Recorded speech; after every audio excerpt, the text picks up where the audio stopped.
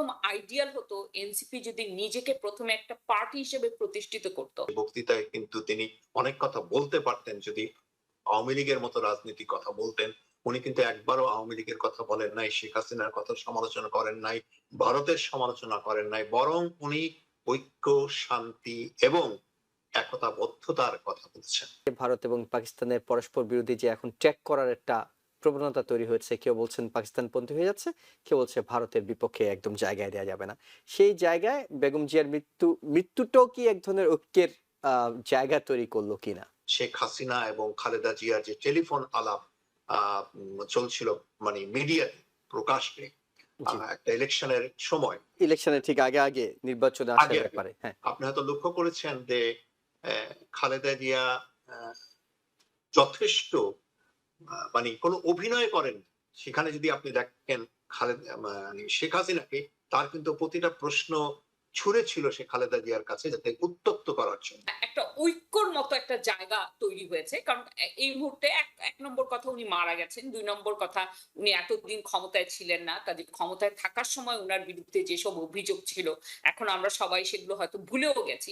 বেগম জিয়ার মৃত্যুতে আওয়ামী লীগের সভানেত্রী শেখ হাসিনা এবং তার পুত্র সজীবদের জয় তারাও শোক প্রকাশ করেছেন। শোক প্রকাশ হয়েছে আরো বিভিন্ন জায়গা থেকে, জাতীয় পার্টির পক্ষ থেকে শোক প্রকাশ করা হয়েছে, অন্যান্য রাজনৈতিক দলগুলো শোক প্রকাশ করেছে। রাজনীতিতে আহ, এই শেখ হাসিনার শোক প্রকাশকে আপনি কিভাবে দেখছেন? দেখেন, কারো মৃত্যুতে যে কেউ শোক প্রকাশ করতে পারে। মানবিক দৃষ্টিকোণ থেকে দেখলে এতে কোনো আপত্তি কিছু দেখা নাই, এবং আমি এটাকে মনে করি না যে এটা কোনো মানে গর্হিত কাজ হয়েছে বা এটাকে খুব নেতিবাচক দৃষ্টিতে দেখতে হবে। বরং এটাকে ইতিবাচক দৃষ্টিতে দেখতে পারলেই রাজনৈতিক প্রজ্ঞার পরিচয় দেওয়া। ঠিক আছে, কারণ আপনি হয়তো লক্ষ্য করেছেন যে তারেক জিয়া প্রথম ঢাকাতে নেমে ১৭ বছর পর উনি কিন্তু যে ২১ মিনিটের, অনেকের মতে ১৮ মিনিটের যে বক্তৃতা দিয়েছিলেন, সে বক্তৃতায় কিন্তু তিনি অনেক কথা বলতে পারতেন যদি আওয়ামী লীগের মতো রাজনীতির কথা বলতেন। উনি কিন্তু একবারও আওয়ামী লীগের কথা বলেন নাই, শেখ হাসিনার কথা সমালোচনা করেন নাই, ভারতের সমালোচনা করেন নাই। বরং উনি ঐক্য, শান্তি এবং একতাবদ্ধতার কথা বলছেন। অতএব এখানে যদি খালেদা জিয়া আর মৃত্যুতে যদি শেখ হাসিনা তাকে তার এই এই অবস্থায় যদি তাকে শোকবাণী দেন বা তার সাথে যদি তার অনুভূতি শেয়ার করেন এবং আপনার জয়ও যদি শেয়ার করেন, করতেই পারেন। এটাকে আমি খুব একটা খারাপ কিছু বলে দেখি না। তবে একটা কিছু মনে রাখতে হবে যে উত্তেজিত না হওয়া, এবং আমাদের মিডিয়াতে একটা ব্যাপার আছে অপপ্রচার ছড়ানো। এটা থেকে যেন আমরা বিরত থাকি এবং এই অপপ্রচারকে যেন আমরা প্রচার বলে মনে না করি, এবং সবকিছুকে ইতিবাচক ইতিবাচক হিসেবে দেখার কিন্তু দৃষ্টান্ত খালেদা জিয়া নিজেই রেখে গেছে। আপনার নিশ্চয়ই মনে আছে, সালটা আমার এই মুহূর্তে মনে আসছে না, যে শেখ হাসিনা এবং খালেদা জিয়ার যে টেলিফোন আলাপ চলছিল, মানে মিডিয়াতে প্রকাশ্যে জি, একটা ইলেকশনের সময়, ইলেকশনের ঠিক আগে আগে নির্বাচনে আসার আগে আগে ব্যাপারে। হ্যাঁ, আপনি হয়তো লক্ষ্য করেছেন যে খালেদা জিয়া যথেষ্ট মানে কোনো অভিনয় করেন। সেখানে যদি আপনি দেখেন মানে শেখ হাসিনাকে, তার কিন্তু প্রতিটা প্রশ্ন ছুড়ে ছিল সে খালেদা জিয়ার কাছে যাতে উত্তপ্ত করার জন্য। না মানে কিন্তু ওটা তো সেগুলোকে ছিল একটা স্যাবোটাজ। স্যাবোটাজ মানে হ্যাঁ, হলো শেখ হাসিনা তখন প্রধানমন্ত্রীর দায়িত্বে, তিনি জানতেন গোয়েন্দা সংস্থাগুলো কিংবা তার পক্ষ থেকে এটি রেকর্ড করা হচ্ছে এবং এটি ছড়িয়ে দেওয়া হবে। এটি তো নিঃসন্দেহে শেখ হাসিনার অমতে ছড়ানো হয়নি, শেখ হাসিনার মতামত নিয়ে ছড়ানো অবশ্যই, হয়েছিল মিডিয়াতে। অবশ্যই। তো এবং খালেদা জিয়া জানতেন না, শেখ হাসিনা হ্যাঁ, জানতেন, তাই তিনি সেইভাবেই জানতেন। উনি অভিনয়টা করেছেন। চেয়েছিলেন জি, একটা একটা একটা একটা মানে নাটক উনি হুম হুম করেছেন। হুম, আপনি সেখানেও দেখেছেন যে খালেদা জিয়া তার সম্ভ্রম, তার ইতিবাচক দৃষ্টিভঙ্গি, তার ধৈর্যকে তিনি কিভাবে প্রমাণ করেছেন মানুষের। কারণ মানুষ তো আর বোকা না। আপনার নেতা-নেত্রী ভাবতে পারে অনেক সময় আমি এদেরকে বোকা বানিয়ে দিলাম। কিন্তু মানুষ তো আর বোকা না। মানুষ ঠিকই বুঝতে পারছে কি মেসেজ আপনি থ্রো করছেন। হুম তবে হুম, আমি মনে করি যে এই শোক বার্তার কথা যদি আপনি বলেন, ইটস ওকে, যে কেউ আপনাকে শোক বার্তা দিতে পারে, প্রকাশ করতে পারে। এটা মানবিকতা। এটার পিছনে রাজনীতি খুঁজতে গেলে আমরা আমাদের সময় নষ্ট করব। এটার পিছনে রাজনীতি হুম, করতে গেলে আমরা আসলে ওই যে বলে সে মানে কেঁচো খুঁড়তে গিয়ে সাপ বের করি, সেটা হবে।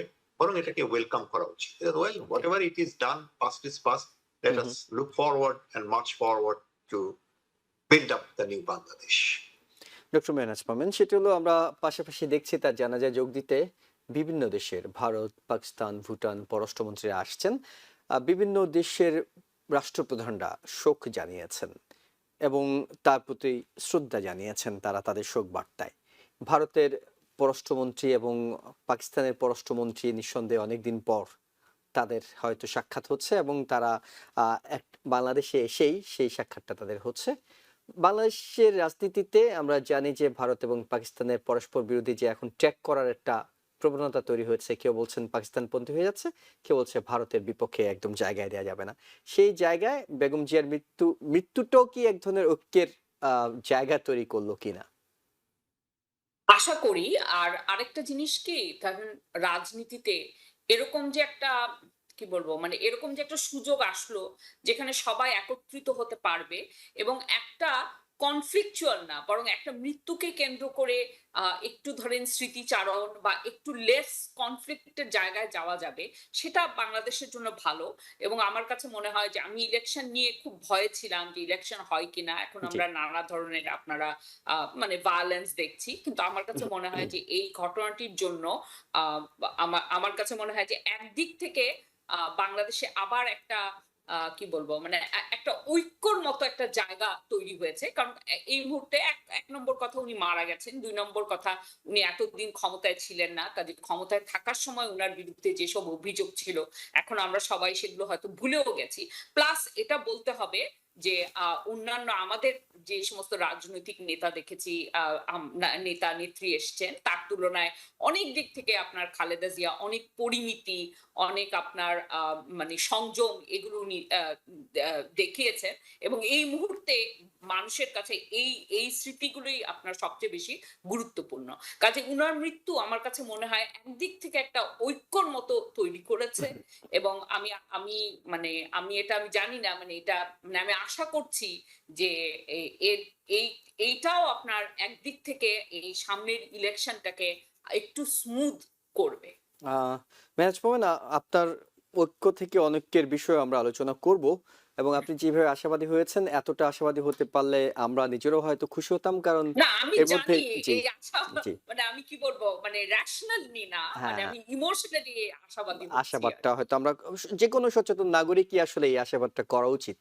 তো আপনার এই ঐক্য থেকে অনৈক্যের বিষয়ে যাই আমরা, সেটি হলো যে একজন নির্বাচন কমিশনার জানিয়ে দিয়েছেন যে বেগম জিয়ার মৃত্যুতে নির্বাচনের তফসিলে কোনো পরিবর্তন আসবে না, অর্থাৎ যেটি বলা হচ্ছিল যে তফসিল ঘোষণা কি একটু এদিক সেদিক হতে পারে কিনা তার মৃত্যুর কারণে, তারা জানিয়েছেন যে না, সেটি হবে না এবং বাংলাদেশ নিঃসন্দেহে বেগম জিয়ার মৃত্যু পরবর্তী সময়ে নির্বাচনের পথে হাঁটবে। সেই নির্বাচনের একটি জোট হয়ে গেল জামাত এবং এনসিপির মধ্যে।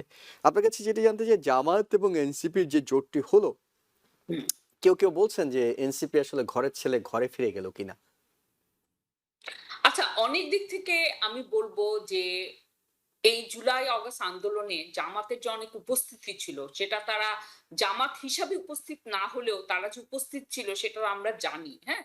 তাদের যে পার্টিসিপেশন ছিল। এনসিপিরও বহু জিনিস আমরা জানি, তাদের সাথে এরকম অনেক জামাতের ওভারল্যাপ ছিল। তো এটা এখন এনসিপি দাবি করছে তারা স্ট্র্যাটেজিক্যালি এই জিনিসটা, এই আতাতটা করেছে ইলেকশনের কারণে। আচ্ছা, আমার কাছে মনে হয় একদম আইডিয়াল হতো এনসিপি যদি নিজেকে প্রথমে একটা পার্টি হিসেবে প্রতিষ্ঠিত করত। তারা খুব কম সিট পেলেও তারা তাদের আলাদা আইডেন্টিটিটা প্রতিষ্ঠা করে একবার বা দুবার পর তারা কিন্তু আরো অনেক বিপুল ভোটে জয়লাভ করতে পারত। কিন্তু আমাদের রাজনৈতিক সংস্কৃতিটাই এরকম যে আমরা খুব কম সময়, খুব শর্ট স্প্যান দেখি। ওদের সবারই মনোযোগ এখন এই ইলেকশনটায় কি হবে। একটা পার্টিকে দাঁড় করানোর জন্য আপনার আরো অনেক সময়, আরো অনেক আপনার মানে স্যাক্রিফাইস, অনেক কিছু করতে হয়। সেটা করার জন্য কেউ রাজি না। তো এই মুহূর্তে তারা বলছে স্ট্র্যাটেজিক্যালি, কিন্তু আসলে মানে কিছুটা হয়তো স্ট্র্যাটেজি, কিন্তু আসলে জামাতের অনেক আদর্শের সাথে এনসিপির আদর্শের তেমন কিছু দ্বিমত নাই। কাজেই এই ক্ষেত্রে মানে আমি আমি এটুকু বলব যে আমি একটু আশ্চর্য হই।